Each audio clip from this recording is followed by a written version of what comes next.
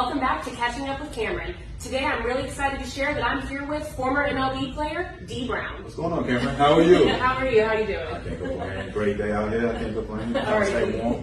So tell me, where are you from? I'm originally from New York. Born and raised in New York. Born in the Bronx and went in high school about 60 miles north of the city. A small high school and called Marble. It's called Marble High School. And Okay. yeah. So was it a good program while you were attending? Yeah, I had a former major leaguer. Okay. Rob Bell, who was a year older than me and drew a lot of attention. How did sports kind of make their way into your life? You mentioned football, so when did you start football and or baseball? 5, 6 years old. I remember sitting in front of TV watching football games. And by the time I was 8, it became where I started playing organized sports. Okay. So all three. Going into my senior year, my summer league coach came to me and was like, "Listen, Dee, I was still very hardcore into football." Okay. And he was like, "You need to really seriously take this baseball thing serious." And I always played baseball, but football was like full ride. I knew I was gonna, I was already getting offers left and right for football. And he was like, you need to really understand what's going on right now. He's like, you got a chance to go higher than Rob. And so that's when I started seeing my way out.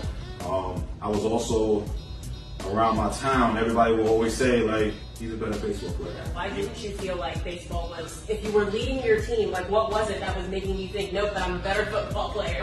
I just think because it's football. Yeah. I think. And it was just what you really wanted to do. Yeah, right. I definitely wanted to play 2 sports in college.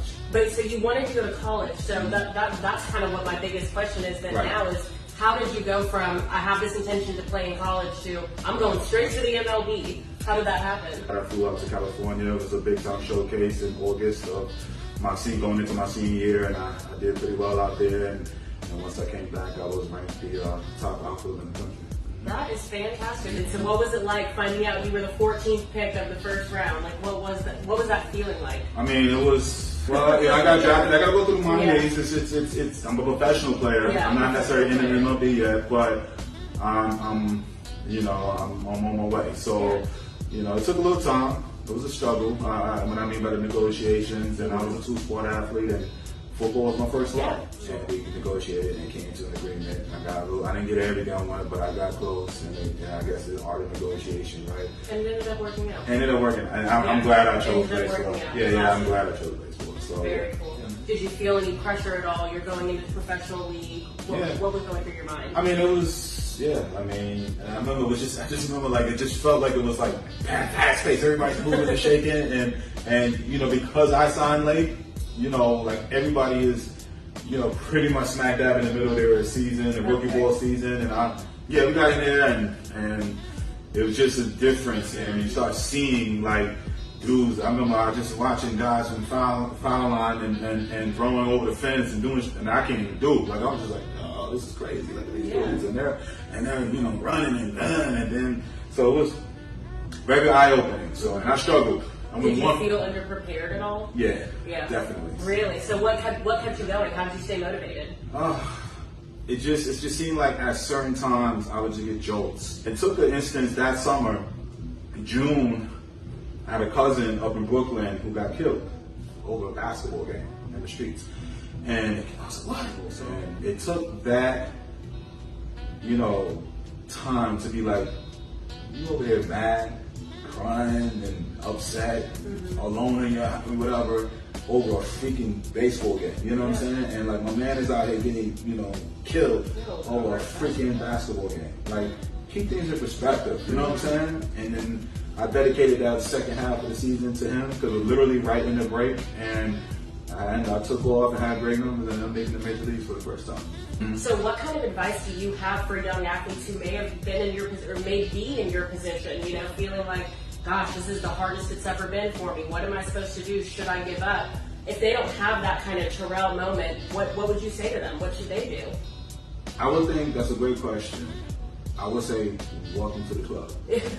Before the COVID hit, it used to be about 1,500 kids get drafted every year. Okay. So out of those 1,500, only 4% make it to the major leagues. It's just like, welcome to the club. If you're going to struggle, you're going to get told you're not good enough. You're going to get told that your team is going to doubt you, but you just got to have confidence in yourself. Definitely confidence in your ability that here for a reason. Yeah, and you think that's what separates those who make it and those who don't? From a mentality standpoint, it's like you truly gotta believe. You know what I'm saying? Like it's you know.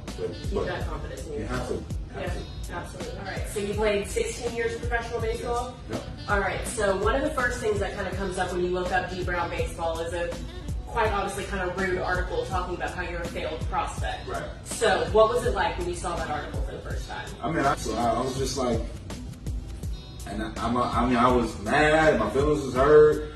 And I was just like, yo, and I didn't consider, you know, my story wasn't finished yet. You know what I'm saying? So, honestly, it took, because when I retired, I didn't have the career that I wanted, you know what I'm saying? And I didn't necessarily have to read an article to be like, you know, but when I started going out on the street and talking and people would start not recognizing me, but when I would, you know, recognize for what I did, and they were like, yo, and my nephew would always say this too, and that was my nephew, so I was just like, you know, but when random people, especially dads and stuff, was like, know my story, they're like, dude, who the kids, like, yo, you played in the major leagues, like, do you understand, like, you know, how tough that was?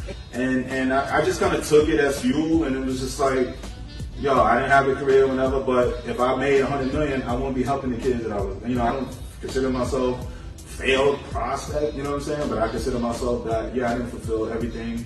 But it led you to where you are now. Thank you. Yeah. Can you tell me just a little bit about what you do with Dee Brown baseball and everything? Yeah, sure. You know, I have a Facebook Live show and YouTube, and I bring on guests. I've been doing it now for 2 years. I've had well over 400 videos, episodes, let's say, right? But I bring on college coaches, and I help with everything with the youth baseball space. And parents get the interaction, get a chance to ask, you know, guests that are on the show, myself, you know, questions about the youth space, recruiting and everything. And I branch off from that, where I do showcases to start in kind of like certain cities, but now it's branched off to national showcases around the country. And from there, people have always asked about recruiting helps from there, and the relationships that I've built and already have. I started a recruiting service where I help kids get into school, and that's been, you know, pretty exciting to see, and you know, kind of help facilitate. So yeah, we rock and roll. You know? What do you think was your fuel to get you back into baseball? You know, you said after you retired, you weren't really doing anything. So what changed that for you? I was mad. I was mad at the game and mad at, you know, everything with baseball, but I used to speak. I still do from time to time too now, but I was speaking at different high schools in and around the Memphis area and sharing my story, and you know, and they took that first day in the cages, and you know, I was talking to these high school kids, and the coach was like, you know, this dude, boom, boom, boom, and I just saw those faces looking at me like this and just listening to me, and I was just like, what the hell are you doing this? You've been caught in your feelings this long. And look at all these kids that you can help. Yeah. And you've been caught in your feelings. And I'm like, look at these guys, listen. As I'm talking, I'm saying this to myself as they're looking, and they're just like, certain guys are, you know, but certain guys are just like, you know, just taking in what I'm saying. That's what it took for me. And then I started coming around more and more to where we are now. Well, that is really, really awesome. So what is your final message to parents and athletes about Dee Brown, the Dee Brown show, Dee Brown recruitment services, the showcases? What should everybody learn from your story and hear from this interview to further their career in baseball? My mother used to say, life goes to curveballs, but things don't happen the way you think it's supposed to happen. But that doesn't mean that you lose confidence. So it should be tough. You should have some, you know, it should be a challenge. It should be a challenge. And then each level you go up, and it'll prepare you for life. I mean, like, everybody goes through stuff like that, but once you kind of understand that these lessons that you know, your boys and, you know, some girls softball players that, you know, will go through at the youth baseball space and softball space, it'll give them a great foundation how to deal with adversity as they get older. You write your own path, so just be ready to go and just understand that it's a journey. So you have to look yourself in the mirror and just say, listen, you know, I am that woman, or I am that man, or I'm that kid, I was born for this, I'm ready for any obstacle, anything that goes in there, and believe in yourself. Very cool. That sounds like great advice, and I see that you've gotten now like 3 or 4 kids into universities just this year. Yes. So keep up with all that. That sounds really, really awesome. I'm sure you're making a lot of kids' dreams come true. So thank you so much for coming on the show today. It's been an honor to have you. All right. Dee Brown here, former big leaguer, former first-round pick with the Kansas City Royals, and I love being on here with catching up with Cameron. Thanks, guys. See you next time.